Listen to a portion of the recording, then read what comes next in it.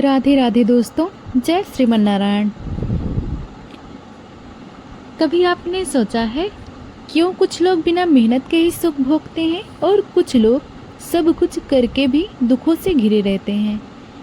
क्या यह सब केवल भाग्य है या कुछ और?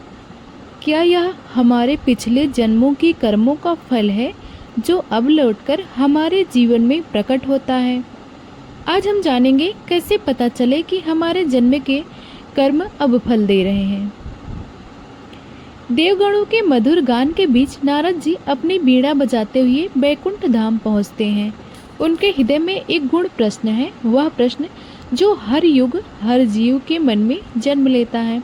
कर्म का फल कब और कैसे मिलता है? नारद जी भगवान विष्णु के चरणों में प्रणाम करते हैं। भगवान मुस्कुराते हैं, कहते हैं, आओ नारद, आज तुम्हारे मन में कौन सा प्रश्न उठ रहा है? तुम्हारा चेहरा बता रहा है कि आज फिर कोई गूढ़ रहस्य जानने की इच्छा है। नारद जी मधुर स्वर में कहते हैं, प्रभु, यह सृष्टि बड़ी अद्भुत है। कोई धनवान होकर भी दुखी है और कोई निर्धन होकर भी प्रसन्न। कभी किसी पर विपत्ति आती है तो वह कहता है मेरी कर्मों का फल है। पर प्रभु, यह जानना चाहता हूँ, कैसे जाना जाए कि हमारे जन्म के कर्म कब फल दे रहे हैं? भगवान विष्णु शांत स्वर में कहते हैं, नारद, कर्म एक बीज की तरह है। जब बीज बोया जाता है तो वह तुरंत फल नहीं देता। वह मिट्टी में छिपकर अपना समय आने की प्रतीक्षा करता है। जैसे ही वातावरण अनुकूल होता है वह अंकुरित होकर परिणाम देता है। उसी प्रकार जीव जो कर्म करता है उसका फल तब तक नहीं मिलता जब तक समय और परिस्थिति तैयार न हो। नारद जी ने कहा, प्रभु, तो क्या अच्छे और बुरे दोनों कर्म छिपे रहते हैं? भगवान विष्णु ने कहा, हाँ नारद, अच्छे कर्म भी अपने समय पर सुख बनकर लौटते हैं और बुरे कर्म दुख के रूप में। कभी कभी एक जन्म के कर्म अगले जन्म तक साथ चलते हैं। जब जीव का मन, परिवेश और देह उस फल को भोगने योग्य बन जाते हैं तब ये कर्म फल देने लगते हैं। नारद जी ने कुछ क्षण मौन रहते हैं और फिर धीरे से पूछते हैं, प्रभु, क्या कोई संकेत होता है कि अब हमारे कर्म फल देने लगे हैं? भगवान विष्णु ने कहा, हाँ नारद, होता है। जब कोई व्यक्ति बिना किसी स्पष्ट कारण के बार बार एक ही परिस्थिति में उलझने लगे, चाहे वह प्रेम में, धन में या सम्मान में, तो समझो वह अपने पिछले जन्म के अधूरे कर्म का परिणाम भोग रहा है। जब किसी को बिना कारण अकारण दुख या सुख मिलने लगे तो वह कर्मों का उगता हुआ बीज है। नारद जी ने कहा, पर प्रभु, मनुष्य को यह सब क्यों नहीं याद रहता? भगवान विष्णु ने कहा, क्योंकि यदि मनुष्य को अपने सब जन्मों के कर्म याद रहते तो वह वर्तमान कर्म करने में असमर्थ हो जाता। उसका मन या तो गर्व में डूबा या पछतावे में। इसलिए मैंने स्मृति को पर्दा दिया है ताकि हर जीवन में वह नया कर्म कर सके, सुधार सके। नारद जी ने भाव विभोर होकर कहा, प्रभु, आप कृपया करें, एक उदाहरण देकर समझाएं कि कर्म कैसे और कब फल देते हैं। भगवान विष्णु मुस्कुराते हुए कहते हैं, ठीक है नारद, सुनो एक राजा की कथा जो अपने कर्मों से उलझ गया था।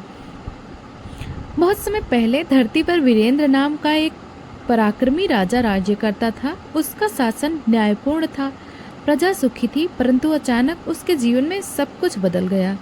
उसके प्रिय पुत्र का निधन हुआ, राज्य में अकाल पड़ा, मित्र शत्रु बन गए और वह कहने लगा, मैंने कौन सा पाप किया जो मुझे यह सब झेलना पड़ा। वह वन की ओर चला गया अपने उत्तर खोजने के लिए। वहाँ उसने एक तपस्वी साधु मिले जिसकी आंखों में शांति थी, परंतु दृष्टि में सब कुछ जानने की गहराई थी। राजा ने झुककर कहा, मुनिवर, मैं एक धर्म प्रिय राजा हूँ, कभी किसी का अन्याय नहीं किया, फिर भी मेरे जीवन में दुखों का तूफान क्यों आया? साधु मुस्कुराकर कहते हैं, राजन, जो दिखता है वह हमेशा आज का परिणाम नहीं होता। कभी कभी यह उस कल का प्रतिफल होता है जिसे तुम भूल चुके हो। राजा ने पूछा, क्या मेरे कल अर्थात पिछले जन्म का कर्म? साधु ने आंख बंद की और बोले, हाँ राजन, हर कर्म ब्रह्मांड में दर्ज होता है। जब उसका समय आता है वह फल बनकर लौटता है। कभी यह सुख बनकर आता है, कभी परीक्षा बनकर, पर जो मनुष्य इसे पहचान लेता है वह दुख को भी साधना बना लेता है। राजा ने कहा, मुनिवर, मैं कैसे जानूं कि यह वही समय है? साधु बोले, जब तुम्हारे जीवन में घटनाएं बिना कारण दोहराने लगे, जब एक ही प्रकार की परीक्षा बार बार सामने आए, तो समझो यह कर्म फल की घड़ी है। यह वह समय है जब ईश्वर तुम्हारे भीतर छिपे संस्कारों को जगाने आया है। राजा की आंखें भर आई। वह बोला, मुनिवर, क्या इससे मुक्ति संभव है? साधु बोले, हाँ राजन, मुक्ति है, पर केवल वही पा सकता है जो कर्म को दोष न देकर कर्म फल को अवसर मानकर अपने वर्तमान को सुधार ले, क्योंकि वर्तमान ही भविष्य का कर्म है। राजा ने साधु के चरणों में झुककर प्रणाम किया। उसे जीवन का सबसे बड़ा उत्तर मिल चुका था।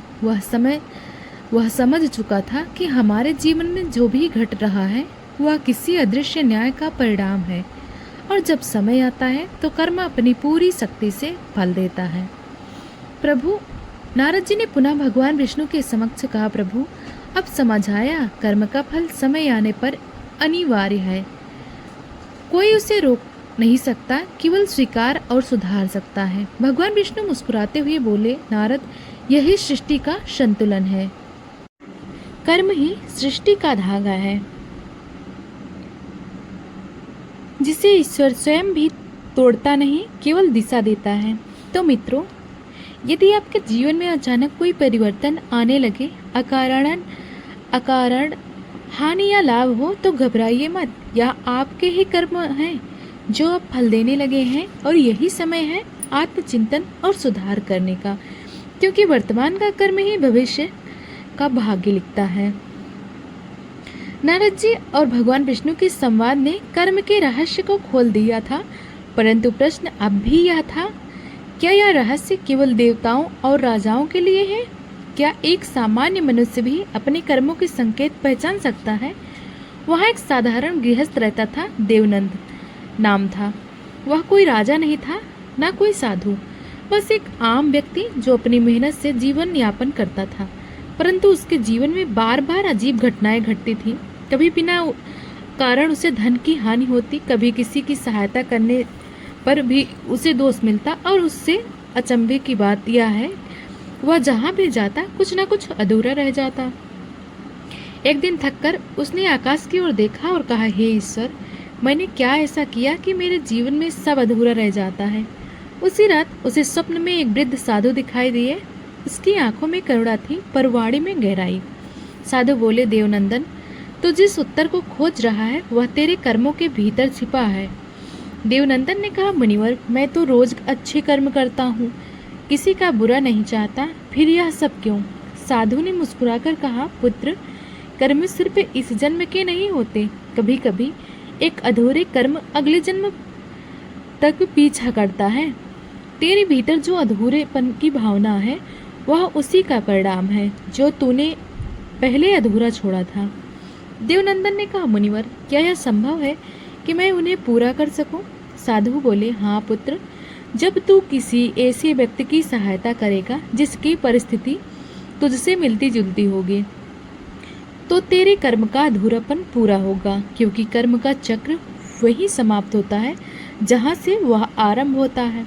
अगले ही दिन देवनंदन ने एक गरीब वृद्ध को सड़क किनारे देखा, जो बीमार था, भूखा पड़ा था। लोग उसे देखकर आगे बढ़ गए, पर देवनंदन ने उसे अपने घर लाकर सेवा की। वह वृद्ध कई दिनों तक उसके पास रहा। जब वह स्वस्थ हुआ तब उसने देवनंदन से कहा, बेटा, तू नहीं जानता, तूने केवल एक वृद्ध की सेवा नहीं की, बल्कि अपने ही अधूरे कर्म का अंत किया है। देवनंदन अचंभित हुआ, आप कौन हैं? वृद्ध मुस्कुराया। उसने बोला, मैं वही हूँ जो तेरे पिछले जन्म में तेरे द्वारा अधूरा छोड़ गया था। आज तूने उस कर्म को पूरा किया और अब तेरा जीवन सहज होगा। वृद्ध के ये शब्द कहते ही वह प्रकाश में विलीन हो गया। देवनंदन की आंखों से आंसू बह निकले। उसे पहली बार जीवन में शांति का अनुभव हुआ। वह समझ गया कि जब जीवन में बार बार कोई स्थिति लौटे तो समझो वह कोई अधूरा कर्म है जो पूर्णता मांग रहा है। प्रभु, यह कथा अद्भुत है।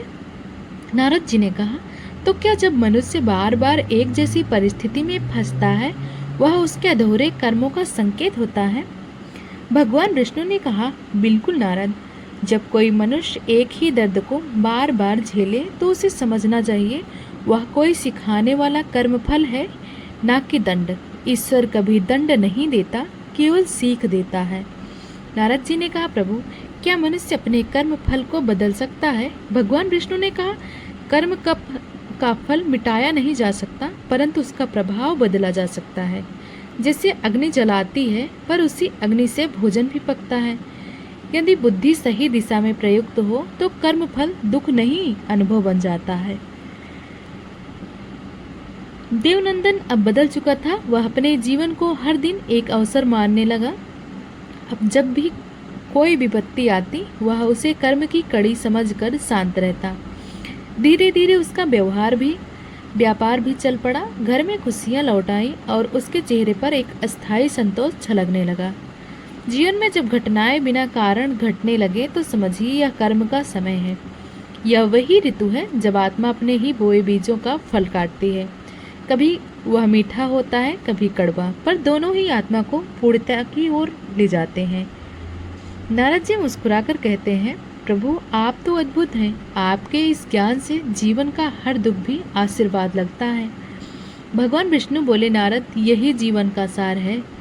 कर्म को समझने वाला व्यक्ति कभी हारता नहीं, क्योंकि वह हर परिस्थिति में सुधार का अवसर खोज ही लेता है। तो मित्रों, अगर आपके जीवन में बार बार कोई घटना लौटती है, कोई रिश्ता या स्थिति आपको दोहराती है, तो घबराइए मत। वह कोई सजा नहीं, वह ईश्वर का अवसर है जिससे आप अपने अधूरे कर्म पूरे कर सकें।